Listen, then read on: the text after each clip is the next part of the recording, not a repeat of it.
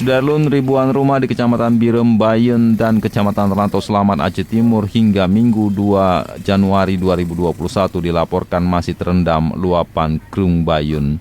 Intensitas hujan tinggi yang masih melanda daerah ini mengakibatkan Krung Bayun meluap ke pemukiman warga di 2 kecamatan. Bahkan air masih terus menggenangi Jalan Medan Banda Aceh di 2 titik, yakni Gampung Bayun, Kecamatan Rantau Selamat, persisnya di depan Makoramil, dan di Gampung Merbo 2 di sekitar PKS.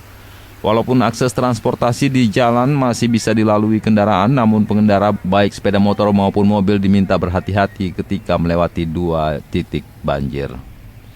Air luapan Krung Bayun di hari ketiga semakin parah karena hujan di daerah pegunungan masih terus terjadi. Ditambah lagi saat ini air laut pasang besar sehingga air dari arah pegunungan yang mengalir dari Krung Bayun melambat turun ke muara laut. Dari Langsa, Zubir, Serambion TV.